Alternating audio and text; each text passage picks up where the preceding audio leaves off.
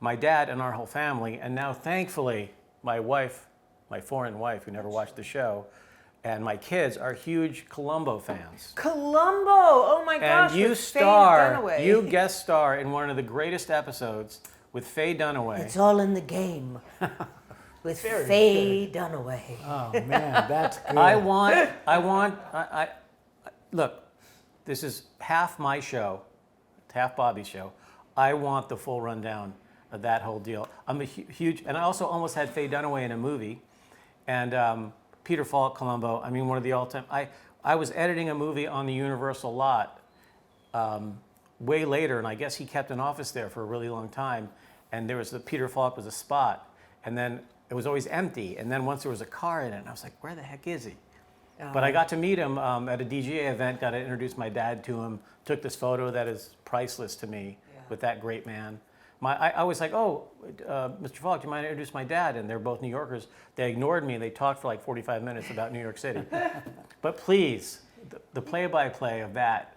Oh gosh, well, okay, play-by-play. First of all, I must say that yes, Peter Falk is everything you would imagine him to be. He's delightful, warm, hilarious, complicated, funny. He was great. And when I went in to read for the role, he basically said in the room, he said, "You're great, kid, you're great. How old are you?" And I think I was about maybe 21, 22 when I did that movie. And he said, "Listen, you're gonna have to lie about your age. And can you do something about your voice?" And I said, "What are you talking about?" And he said, "Can you just bring it up?"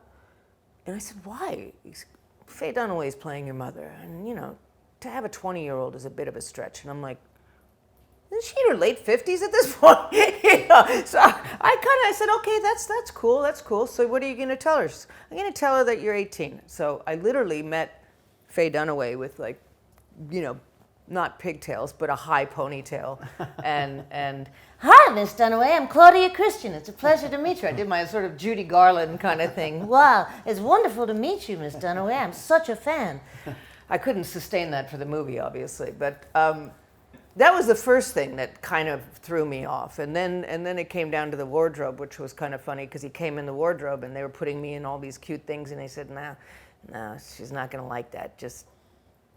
It comes from the boss that I'm supposed to be dressed in all beiges and grays." Right, you're so very that, kind so of that I business, surreal. Blend into the background, and Faye can wear the reds and the yellows and the oranges and everything. I get it. Listen, she was very, theatrical, and she was, at a point in her life where she didn't want a younger woman to look bright and colorful.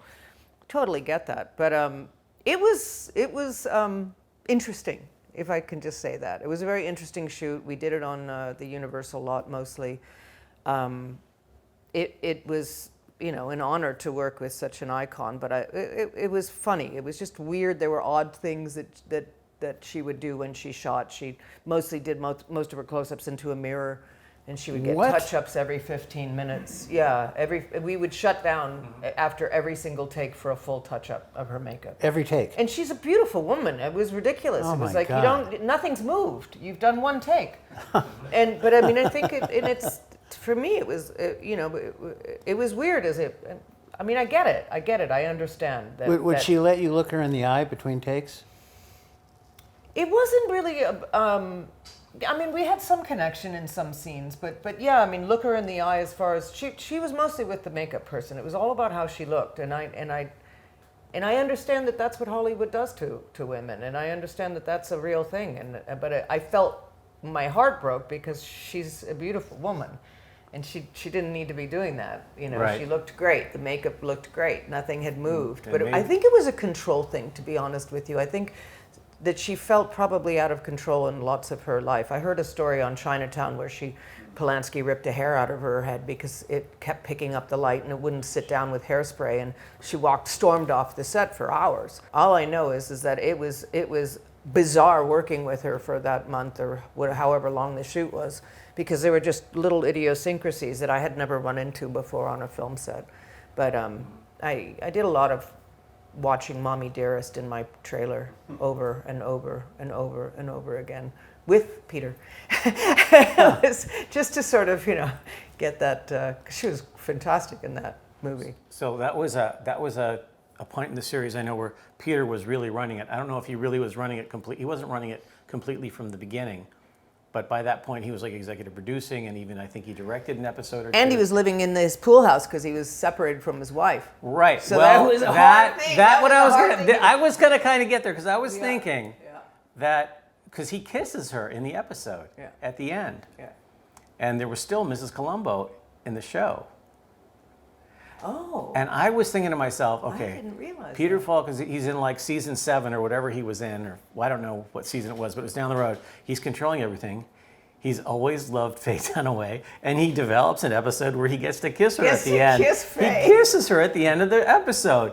And we were all like, whoa, you're saying he was living in the pool house, separated from his wife. It all makes sense now. Yeah, he was living in his pool house. He told me, because we used to go to Jerry's Deli afterwards, and he was telling me that, yeah, you got a fight, wife kicked me into the pool house. So he was, it was also a matter of, I think, where he could shower and everything. It couldn't have been easy. So he was, he looked like Columbo every day, every morning.